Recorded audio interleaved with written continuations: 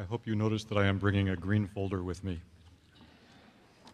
I'm Richard Broadhead, the president of Duke, and it's my great pleasure to welcome you all on this occasion, and most particularly to welcome our special guest, Robert Redford.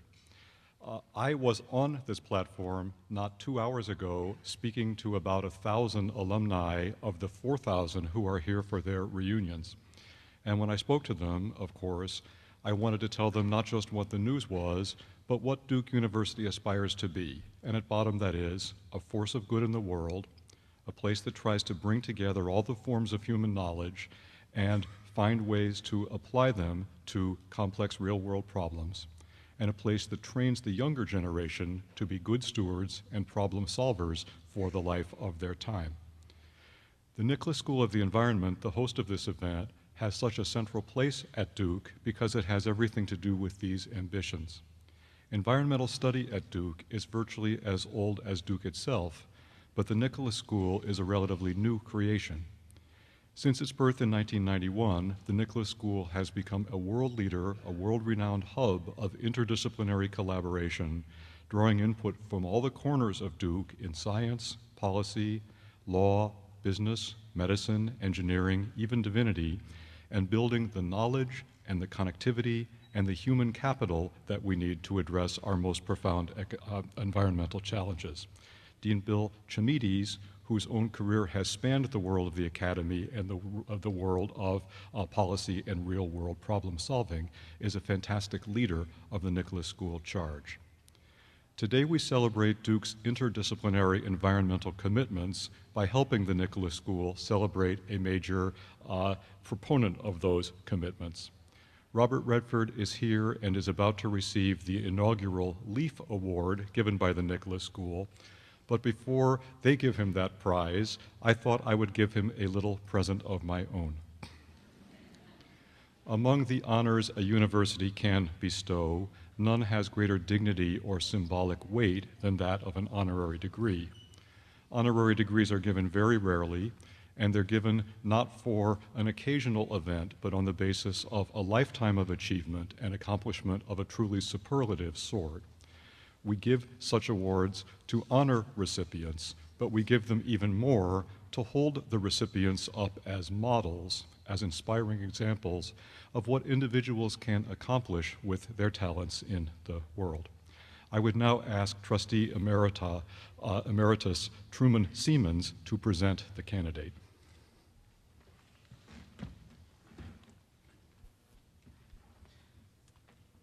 Thank you, Mr. President. Mr. President, I have the pleasure to present the name of Robert Redford, a candidate for honorary degree of Doctor of Fine Arts. I asked Professor Richard Riddle, his faculty sponsor, to escort the candidate to the podium, along with the University Marshal, Dick White.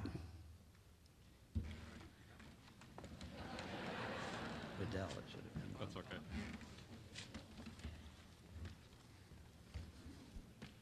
I thought you were a seasoned actor.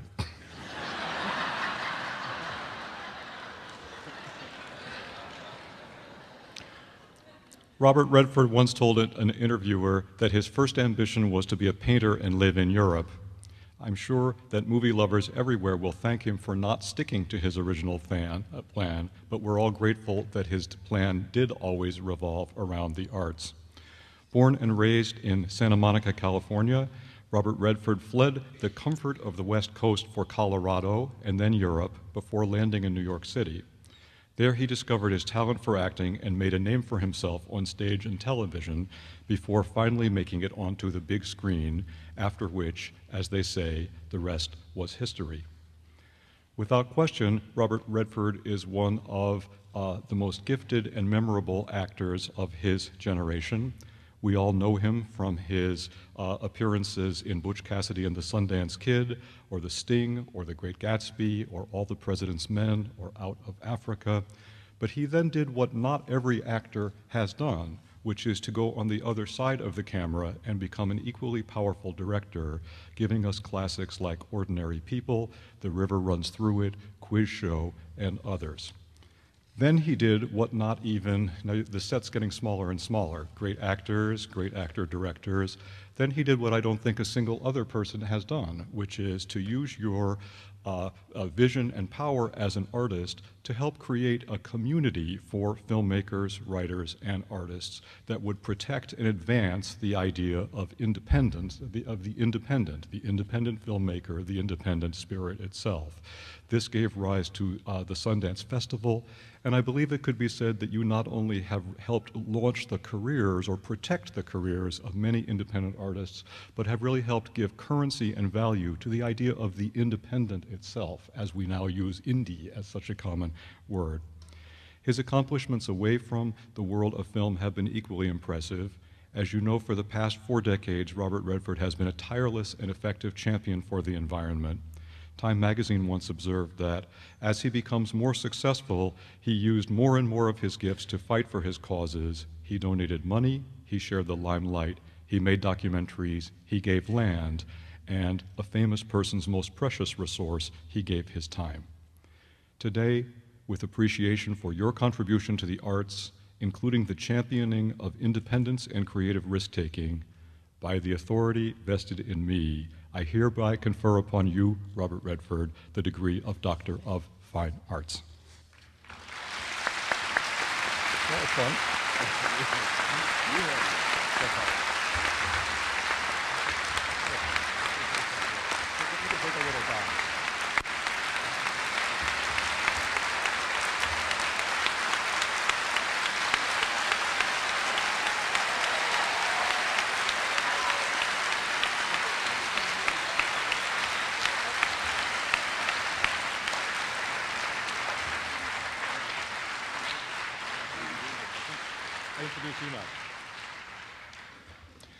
It's now my pleasure to introduce Dean Bill Chimides. Thank you, thank you, thank you. What a wonderful sight. And we have more to come, and thank you so much for coming. Throughout his career, Robert Redford, now Dr. Robert Redford, has shown extraordinary dedication to mentoring and empowering young artists, helping them find a platform to be seen and heard. His Sundance Institute was started nearly 3 decades ago to create an environment that fosters independence, discovery, and new voices in American film. Today, his institute has grown into an internationally recognized resource for thousands of independent film, theater, and music artists, with programs that include, of course, the annual Sundance Film Festival. In this spirit, and for this special occasion honoring Dr. Redford, that the Nicholas School of the Environment, in collaboration with the Institute of Documentary Studies, we have challenged Duke University students to create their own art. We invited students to produce 1-minute videos making a creative case for environmental stewardship, and in response we received a wonderful variety of entries. Today, we're going to screen the 3 student videos that a faculty panel judged to be the best. The first of our videos is entitled Our World. It was created by 2 students in the class of 2011, Barbara Bao, an economics major in Trinity College, and Mark Grabner, a chemical engineering major at Pratt. Here's their film.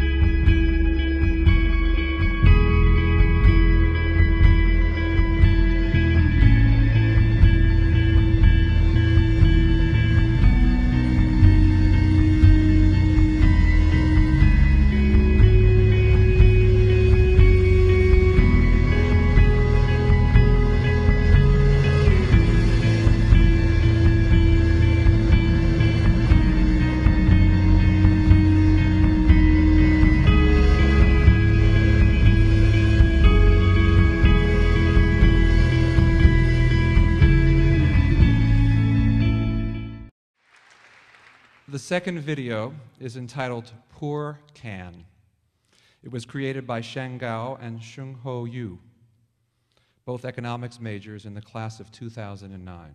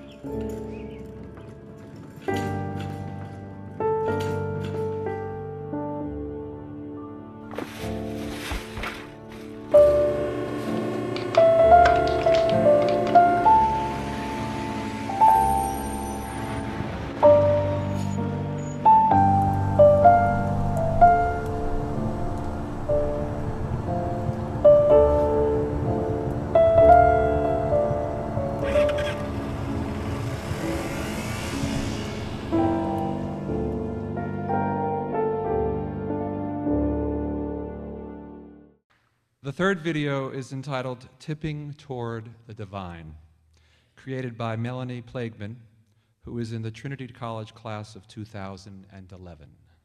I think cycling draws out a person's core instincts, and I think that it sharpens a person's awareness and makes them more capable as a human being.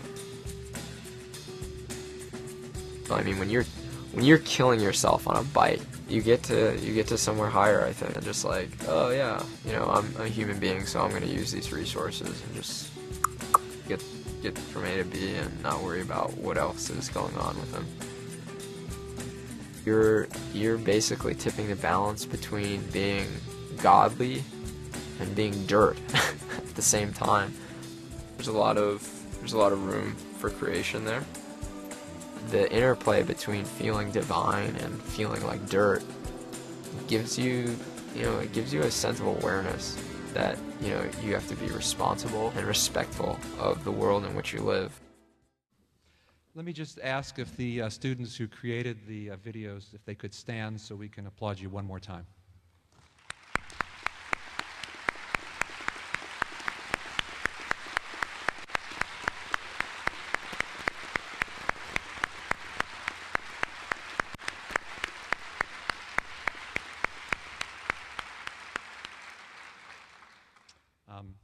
We're now going to be turning to a description of the Leaf Award, and it's very possible that one of these young folks right here might be a recipient of the Leaf Award in the not-too-distant future.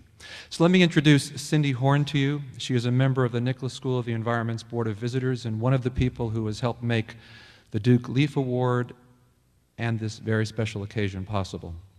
An influential and tireless advocate for the environment, she is a co-founder and member of the board of the Environmental Media Association, a nonprofit that works to inspire and coordinate the entertainment industry action on global environmental crises.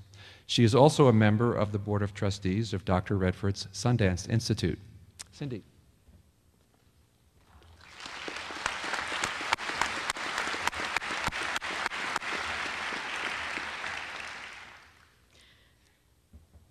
As a native of Durham, I now live in Los Angeles, but I cannot tell you what an honor and a pleasure it is to be standing up here in this auditorium on my favorite campus on the planet.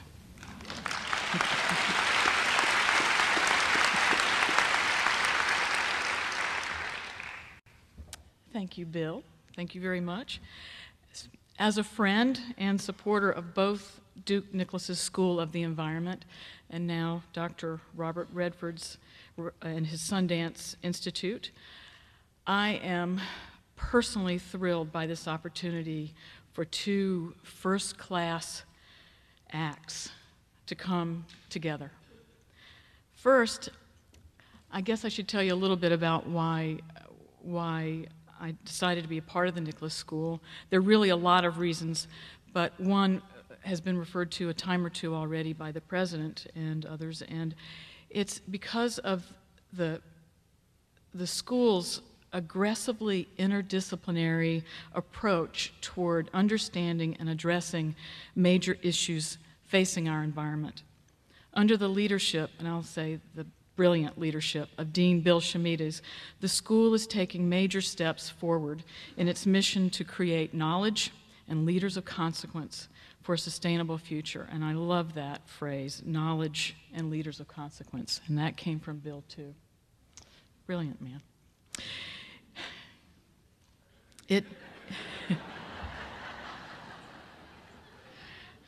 This is not the first time I've been his, he's the stand-up. I'd give him a lead-in, usually. So it does this, the school does this by combining the physical life and social sciences, as well as reaching out through partnerships, and I just love this, with the Duke Schools of Business, Law, Public Policy, and Medicine. They all come together with the school and work on these issues. It was about a year ago that Bill and the Nicholas School Board of Visitors decided that it was time to go one step further and incorporate the arts. Bill came to me with this, to all of us, with this grand idea. He wanted to recognize the important, and this is key, he wanted to recognize the important role of the artist in advancing a national and international environmental agenda. He explained to all of us, as we knew and agreed with, that we are on an unsustainable course, and adapting a more sustainable path first requires an intellectual understanding of the problems that we face as a society. Developing that intellectual understanding is an area, of course, where the Nicholas School already excels. Now, Bill, I love him, wanted to go, as he does, outside of the school's comfort zone. And why? Because an intellectual understanding is often not sufficient to affect fundamental change. For people to change, they must first be inspired. They need to be reminded on an emotional and visceral level of their connection to humanity and the earth and the environmental perils that we face. So, establishing this connection is the purview of the artist. This grand idea has now become reality with the creation of the Duke Leaf, an award for lifetime environmental achievement in the fine arts. Starting with this inaugural presentation, the Duke Leaf will be awarded annually to an artist whose work has lifted the human spirit by conveying our profound spiritual and material connection to the earth, thereby inspiring others to help forge on and make a more sustainable future for all of us. So, to recognize the importance of this award, the Nicholas School commissioned a work of art by a noted North Carolina artist, Susan T. Drawn. I have seen the award. It is stunning. We challenged her to create a work that captured the very essence of the Duke Leaf, and she did just that. She created a stunning bronze relief of a hand lifting a branch of the American chestnut tree as a beacon in humanity's quest to understand, cherish, and nurture the natural world as it, in turns, sustains and takes care of us. I am honored, deeply, deeply honored, to be a part of the effort to bring the Duke Leaf Award to fruition. And I can think of no better person to accept this inaugural award than my friend Robert Redford. It is my pleasure now to reintroduce Dean Shemides, who will present this most amazing Leaf Award. Thank you.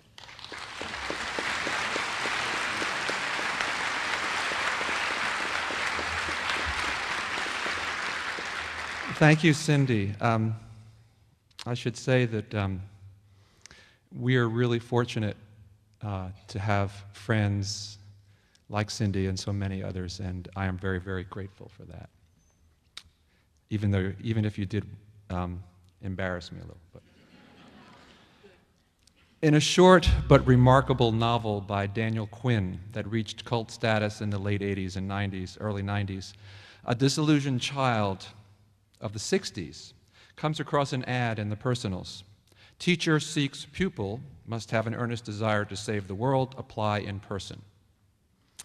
The narrator of the novel is looking for answers, and so he goes to meet his new teacher, who turns out to be a 400-pound gorilla named Ishmael, who by some magical process of gorilla to human telepathy proceeds to recount the history of the world from a rather unique perspective, that of a gorilla. Ishmael, as you might imagine, does not look kindly on the great sweep of human progress. Humanity, in its taking of land and resources, its destruction of habitat and diversity, has, in Ishmael's words, taken the world captive, and the world is not going to survive very long as humanity's captive. On one level, the book is an environmentalist manifesto, but on another level, it is a plea for us to seek a higher level of consciousness, one that includes empathy for others like Ishmael, and beyond Ishmael, for nature itself. It is a plea for humanity to emotionally reconnect with our environment. Ishmael is telling us in the language of the existentialists that we've made the natural world the other, meaning that which is not us. The French philosopher and Talmudic scholar Emmanuel Levinas maintains that to reconnect with the other, we must have what he calls a face-to-face encounter. In much the same way that the novelist Daniel Quinn puts a face to nature in the form of Ishmael, we must put a face to the living world around us. For me, it is the environmental artist who provides us with that face-to-face experience with nature, with that opportunity to empathize with that which is non-human but alive. Robert Redford's films are replete with natural splendor, mountain vistas, purple sunsets, images that literally take your breath away. But there's another aspect of Redford's treatment of the natural world that is, in my opinion, more subtle, but also more powerful. It is the way he integrates the natural world into his stories, the way he makes them an integral part or character in the narrative, the way his films give us that face-to-face encounter with the environment. For Dr. Redford, nature is not always a benevolent force. In his own words, it is harsh at times, threatening in its winter of destruction, but tender in attention to the detail of every wildflower resurrected in the spring. The harshness of nature is pivotal in his directorial debut, Ordinary People, for which he won the Academy Award for Best Director in 1981. While only briefly captured on film, it is a storm at sea, nature's fury, that capsizes a sailboat, leads to the elder son's drowning, and serves as the catalyst for this family's emotional struggle, indeed as a catalyst for the entire narrative. The themes of Ordinary People are echoed in the 1998 The Horse Whisperer, which Dr. Redford directed, produced, and starred in. As in Ordinary People, the event which propels the action occurs outdoors among the elements. A horseback ride in the deep, icy snow causes a devastating accident. But here, homage is also paid to the power of the natural environment to heal our souls.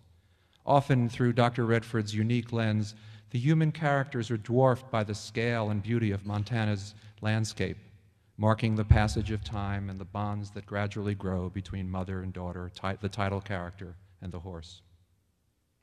The role of nature in A River Runs Through It is more apparent. A river runs through it. I love the photos of foresters and lumberjacks from the 1920s and 30s, partly because the Nicholas School of the Environment was once a school of forestry. You may remember that for the narrator, Norman McLean, and his family, religion and fly fishing were the two most important things in life. The father taught his sons about nature, taking walks along the river, where he found his soul restored and his imagination stirred, explaining to his young sons how the rain and mud combined to become rocks 500 million years ago. The father encourages his son to listen beneath because those rocks are the words of God. kind of an interesting comparison and combination of geology and religion. At times, a river runs through it. It feels like Robert Redford's love letter to the environment. My favorite is the Milagro Beanfield War, produced and directed by Dr. Redford and released in 1988.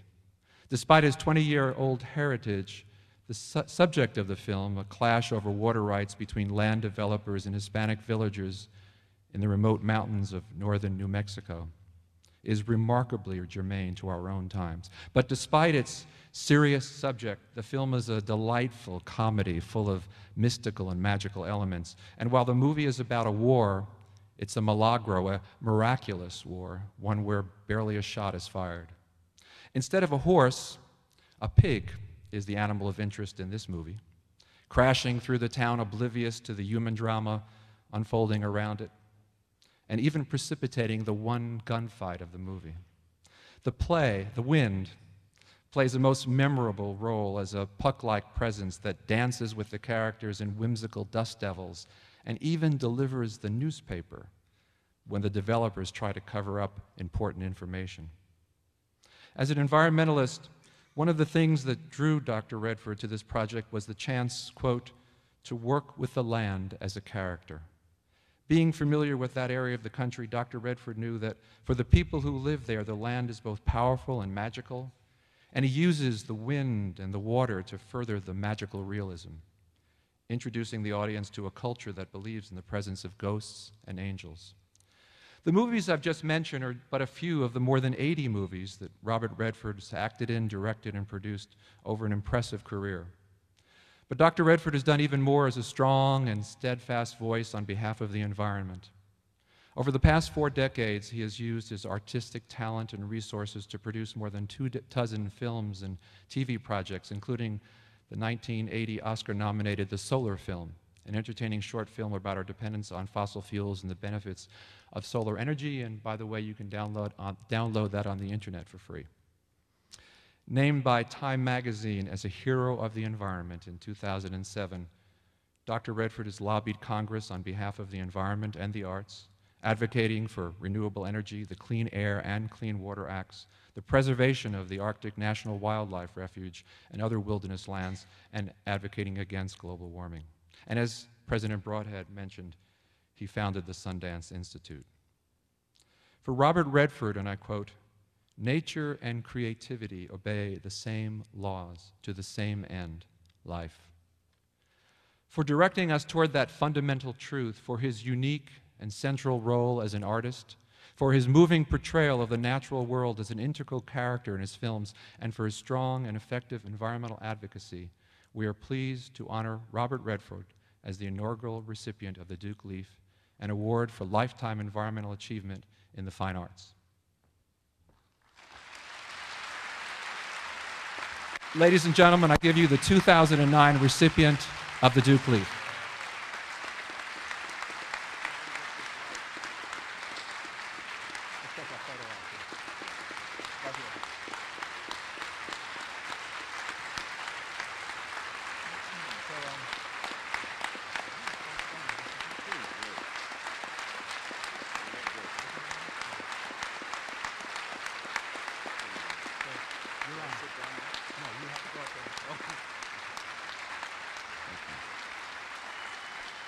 Thank you.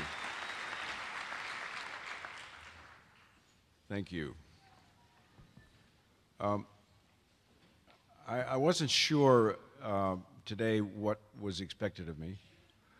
I didn't know when that I would be speaking. If I was speaking, what group was I speaking to? So I got some different messages, and I was saying to Cindy Horn today, I said, you know, this is not something that is a natural thing for me to do. I said the first time that I was ever asked to speak, it reminded me of the first time I was ever asked to speak publicly, which was when I had purchased Sundance, the land. And I was young, I was inexperienced, I was 30 years old, I had not spoken publicly, so they asked me if I would speak to a group of bankers that were coming to stay at to have a meal at the restaurant. And I said, well, what can I say? What can I say to a group of bankers? in the state of Utah, which was very, very conservative. And so they said, it doesn't matter. I said, well, come on, I've got to say something. He said, well, we'll prepare something for you. So they wrote some remarks, went up on a little sort of a workshop stage. As these bankers filed in, I was so nervous and insecure that I started to get riled. And I looked at what they had written for me to say, and I thought, I can't say this. I said, this is just telling them how great they are, you know, how wonderful it is to have them, how great it is. I can't say that. And so by the time I got up there, I was so nervous that what I said turned out to be an harangue. And I said, why is it so hard to get a loan in this state? Don't you know you can't take it with you? One thing. Anyway, I just blew it. I just completely blew out. And I thought, oh my God, I just destroyed any chance we may have to have a relationship with the banking community in the state. I thought I've humiliated myself, I've destroyed our chances, I've insulted everybody. It was dead silence. And as people were filing out, I had to stand at the door to say goodbye. And so I'm shaking hands. A guy from First Security comes up to me and he says, Mr. Redford, he says, yeah, appreciate your comments tonight. I said, oh, and he said, yeah, I have a question for you. And I said, well, what is it? I thought, here it comes. He said, did you really jump off the cliff in Butch Cassidy? So from that time, I realized whatever I would say probably wasn't going to make a whole lot of difference. But today I was thinking about what I feel. And that's always probably the best, is to speak from your heart or what you feel. And I was listening to Dean Bill today, talking to a group at lunch, and he was saying, well, I'm speaking to two sides of a spectrum here. I'm speaking to the alums, and I'm speaking to the youth, to the students. And so I realized that I guess that's who I'm addressing here today. So in that sense, let me look at the alums and say what I have to say to the alums is thank you. Thank you for this very special honor. Thank you for this place. Thank you for this place and this school and this program. This is a wonderful place. I was walking around today with what time I had, and I was looking and thinking to myself, this place is really what I would think America used to be and very rarely still is. What a matter of pride it must be for you to reside here. What a great place to have a school like Duke. And we know how great Duke is. I mean, it's a world famous, certainly a nationally famous school. But the fact that you have something that's obviously very important to me, the environment, the fact that you've put that in a kind of construct that is interdisciplinary, says how powerful the Nicholas School for the Environment is, and the potential it has to do what I read today was on the front of this thing here, that it's forging a sustainable environment. So I thank you for that. I say that most humbly and gratefully. Thank you for this honor. And I look back on my time. I mean, the wonderful things that have been said about me today made me almost want to slink off the stage before I spoke. But obviously, so they've covered my background. I can only say this, that when I started this in getting involved in activism for the environment, it was a very different world that we were in, a very different time. The world was separated then, this is back in 1969, 70, that the world was separated. You had a separation between economics, a separation between economics and the environment and education. They were all in separate spheres. So what you had to contend with, because there weren't that many of us out there at that time, you had to contend with, well, environmentalism hurts economic growth. And you wanted to say, no, wait a minute. I know we're a development-oriented society. That's who we are. It's bred to our bone. On the other hand, the question should be at this time, what are we going to preserve for our future, and what are we going to develop for our future? And if you don't look at that and think about some kind of balance, I don't know what kind of a future we'll have. So I think that's what got me started on the road to a kind of persuasion. And of course, there were hard times all through those years. And it wasn't easy, because it was very hard to bring people around because of that separation that existed. And I thought, can't they see that economics and the environment cannot be separated? They are integral. How can we get that word across? So you wait all these years until finally we get to this recent place where you had a tipping point where three things came together, and suddenly green was in, suddenly people got it. What a wonderful moment.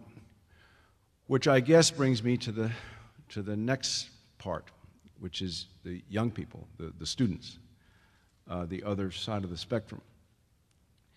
That change is obviously big. I mean, it's in the air, it's been coming for a while, and here it is. And a lot of people, I think, some people look at change as threatening. More traditional minded, they're afraid of change, and they are threatened by it, so therefore they fight it. I look at it differently, since I think change is the only thing that we know is inevitable. It's going to happen. Why not try to convert it into a positive and see what you can do with change that would propel something forward that's positive? So I look at it in that way, and when I think about change, and I think about the lines of Dickens, you know, it was the best of times and the worst of times. Well, I think we all can agree, depending on your feelings, that pretty much we've had the worst of times in the last several years. And whether or not, and probably we will still have a little bit of an echo of that that's going to carry forward a little bit more, but look at what's happening. Suddenly change has come about, and I'm looking at it in a positive way. I say, do you mean to tell me in the last several years we could have seen our position on the world stage reduced the way it has been, the loss of respect? Could we see our military shrunk? Could we see our economy going into the tank, going from a surplus to a deficit? Could we see the environment under siege as though it was some sort of enemy to be battled? Is that possible we could have that kind of an attitude that could take so much of us down and lose so much of our world respect? Well, those were dark times. But out of the ashes of those dark times can come a new light and a new opportunity. And that points, because I think that the change that's in front of us now is going to create possibly the best of times. And the best of times, I think, are you, the student. I think it's you. That's what I think. I think that you have opportunities now that didn't exist before. You have opportunities, and there's a platform for you to step into and play a role in the coming future, which, for God's sake, you're certainly owed. I think your voice has been ignored for many, many years, and it's time for you to step in and be honored as someone who's going to carry the stick.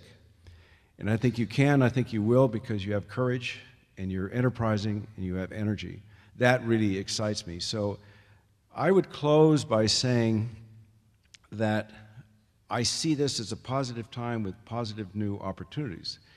And what a wonderful time for young people in a school like this. The Nicholas School of Environment is such a blessing to this country. It is such a blessing because it's so much going to be about the future, and I'm thrilled to be receiving this honor from this school. And the final thing I would say is I hope as you go forward, you do something that's also been taken off the world stage for a long time coming from this country, and that is the power of respect. A respect for the environment and a respect for each other. Thank you.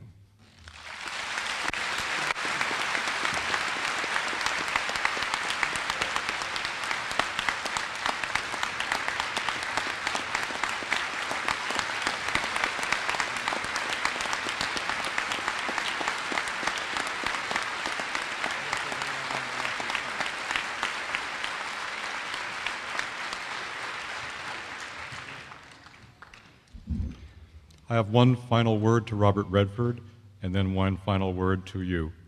To him I'll say, at the reunion today, I saw a man wearing a t-shirt that said, "Trust me, I'm a doctor."